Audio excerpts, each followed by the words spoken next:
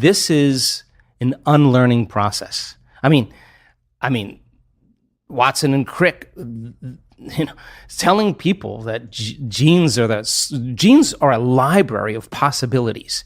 So we express 1.5% of our DNA. The other 98.5% is called junk DNA, and that 1.5%, that's 23,688 genes we express. We have 140,000 proteins that make up the physical body.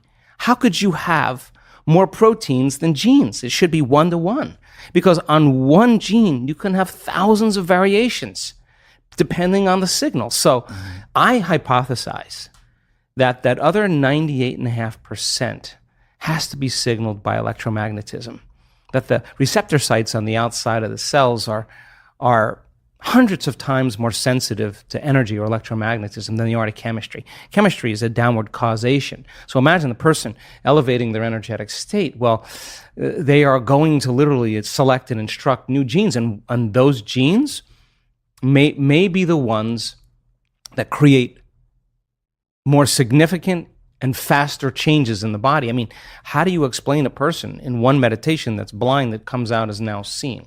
Like, what happened there? What about the stroke patient who was paralyzed for years is now moving a limb? I mean, it's not matter that emits a field. That's an illusion. It's the field that creates matter. So then the fundamental question is, if you change the field, will you change matter? It's none of your business to change the tumor. That's the outcropping, that's the outpicturing of changing the pattern in the field. So getting people really good at this, and the closer they can connect to that unified field, the more their consciousness is connected to that consciousness, the shorter amount of time it'll take. And I believe I'm an eternal being. I believe I'm eternal. And in fact, all religions that you study always talk about you're going to be around for eternity, whether it's heaven or hell, whether it's karma or whatever, nirvana, consciousness is going to exist. So you're going to be stuck with yourself for a very long time, which then begs the question, well, if I'm waking up now and it's 2019 and I have this healthy body and this charisma and I'm successful, my goodness, I'm going to use the same passion, the life that I've created with those great habits, and I'm going to turn it inward, and I'm going to bloom like a flower in a new way. Because, hey, someone did it at 33 years old. You're 38. Mm-hmm. So what? There are people in this group that we're about ready to go that are in their 80s, and they could be home watching Wheel of Fortune, and they're all in. And you can't tell me you're too old to do this work. We have people in their 80s and a few in their 90s. I've seen their brain scans, and they know how to do it. And you know what? They're happy. You can't tell me you're too sick to do this work any longer. We have really, really sick people that have reversed very serious health conditions and even genetic disorders that there were no solutions for in medical science. And there were days that they doubted themselves. And there were days that they didn't feel like doing their meditations. And there were days they were in so much fear because the doctors told them they were stupid and they were going to die. And there were days they could have excused themselves and said, I have too much going on, I'm too busy. And they could have excused themselves and not done the work. But guess what? They did it anyway. They overcame the conditions in their environment. They overcame their beliefs. They overcame those programs, the conditioning. They overcame their body. They overcame their fear. Their love for life started to become greater than their fear of death. That's just because they made the effort to turn the battleship around. And you can't even tell me that you're too overweight or too underweight or too out of shape. I've seen it on all shapes and sizes. You can't even tell me that you never meditated before. In fact, many times people who have never meditated before have the most profound readings because they're not trying to do anything or expect to do anything or doing it their way. They're just following what you tell them to do. And in their innocence, they run right into something really big. So what? At 38 years old, practicing this, you could say then my new goal is to live for 150 years in a body that's 38 or 48. And we're measuring telomeres. We have people, many people, Their biological age is way different than their chronological age. They don't care that they're 38. Their body tells them they're 28. And why? Because they're working with down-regulating genes for disease and up-regulating genes for health every day. Why? Because they understand that they can. And if you don't understand that you can and you're ignorant, then it doesn't work. So then people who actually say, I'm going to experiment, I'm going to become the scientist with my life. I'm going to measure the effects of me at cause. That's how I live. I say, all right, I'm going to change my energy. I can tell you, nobody changes. In all the years I've been doing this, nobody changes until they change their energy. And when you change your energy, you change your life.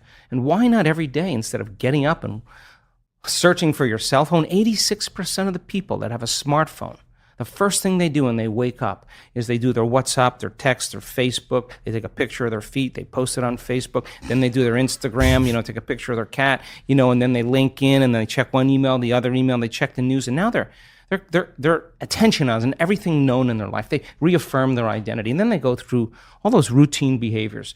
95% of them, they're not even present and conscious of. There's just a group of them. Or they're remembering their problems in their past. That's how they start their day. And don't expect anything in your life to change if your environment is controlling your feelings and thoughts. And if your environment is controlling how you feel and think, and I say to you, Aubrey, why are you so upset today? Oh, well, this person is upsetting me. What you're really saying is that person is controlling your feelings and your thoughts, and that means you're a victim to your environment. So to turn that around and you start realizing your feelings and thoughts create your environment, and you start seeing the effects of you at cause, you're going to react less to the people in your life because you're going to understand that you'll be back to the victim consciousness. And when you start seeing that you're creating outcomes in your life, you're going to believe more that you're the creator of your life and less the victim of your life. And I say, the more you practice it, the better you get at it. I mean, I'm waking up in my dream. I honestly, Aubrey, never thought that I would witness what I'm witnessing in this lifetime. And there's a new consciousness emerging. There's something happening where people are latching on to their own empowerment, latching on to their own unlimitedness. And it's becoming very contagious. So the person, I used to golf a lot with my friends, and I used to say to them, I'm a decent golfer, but I'd say to them,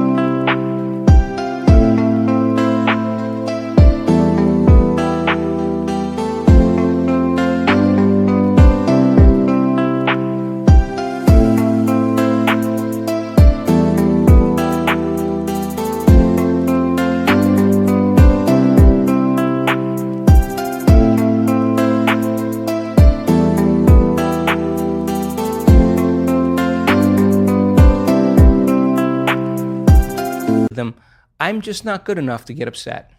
I'm really not. But I'm going to have a lot of fun, and I'm going to play. And the more fun I have, the better I play. I watch, you duff a shot, and then you start getting angry and frustrated. It's the same thing. Yeah. That's your game is you're gonna make the same mistake on the next swing because your emotion is keeping you in your past.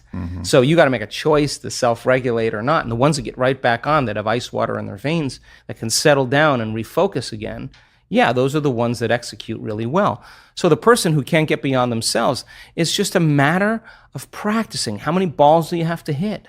How many punches do you have to throw? How many kicks do you have to throw? Till all of a sudden you start looking forward to doing it.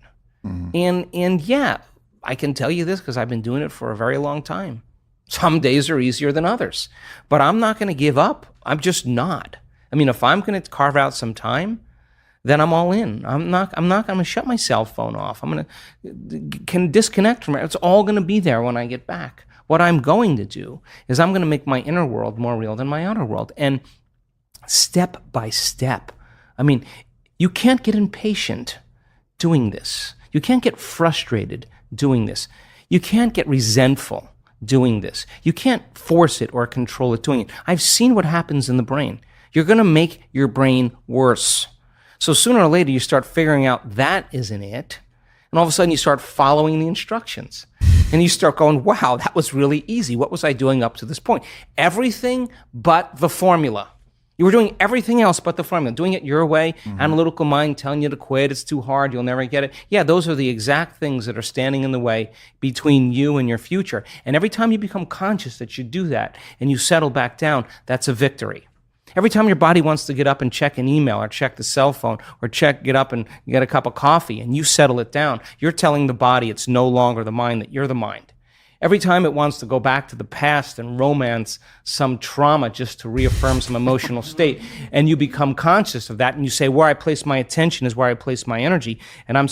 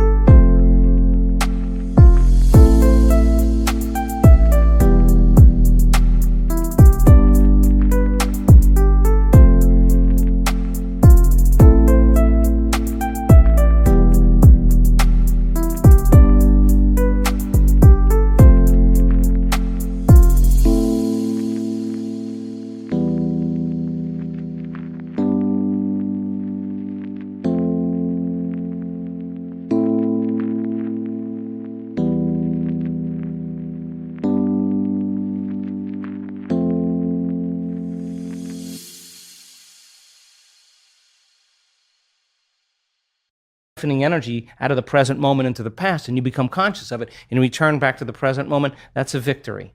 And every time you start thinking about the staff meeting at 6 o'clock or 5 o'clock in the afternoon, and that's the known, and you stop and you return back to the present moment, you're disinvesting your attention and energy out of that future, and you're making room for the unknown in your life, and that's a victory. And when your will gets greater than the program, because most people lose their free will to programs. because they are on that wheel where you could take their yesterday and lift it up and set it on their tomorrow, because they're in the habit of doing everything in a routine way. So then when they lose their free will to a program, and their body, which is a habit, has become the mind, now their body's dragging them into a predictable future. And they've lost their free will to a program. And you sit down and your body is telling you, I'm going to die in this meditation. I'm going to suffocate. This is going to end. I can't. And you just keep settling it back down. Every time you do that, it's a victory.